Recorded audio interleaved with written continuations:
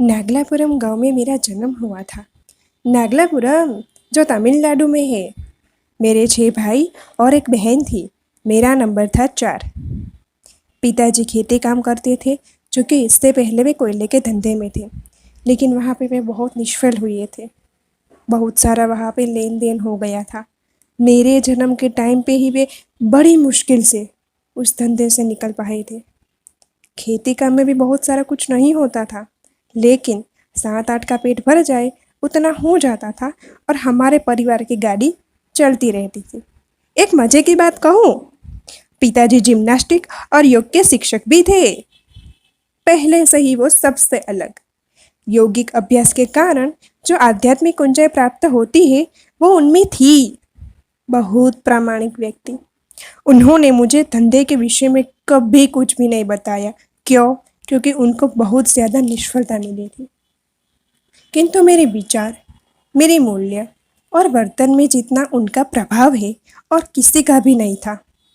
आज मेरे पास जो सफलता है उसमें उनका बहुत महत्व है। प्रेम जी नादर ज्ञाति के कारण सिर्फ 10वीं तक पढ़ाई तमिलनाडु में शुरू हुई। नादर ज्ञाति जन की जो स्कूल थी उसमें वे ऐसे ही 10वीं तक पढ़ पाए थे।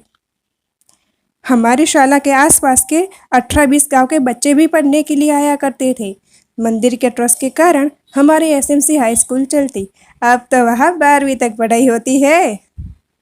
अभी तो नादरशाला में से बाहर निकलते बच्चे डॉक्टर इंजीनियर बने हैं, लेकिन हमारे टाइम पे ऐसा नहीं होता था।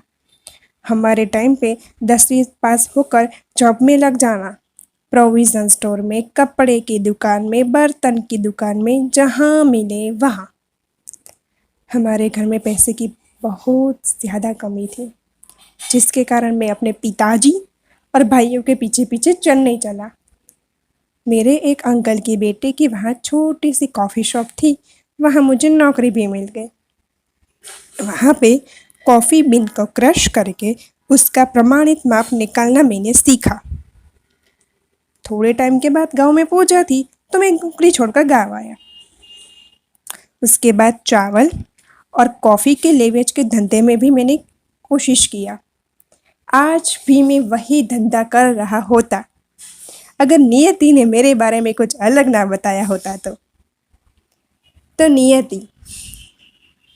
नियति के बारे में आप क्या विचार रखते हैं?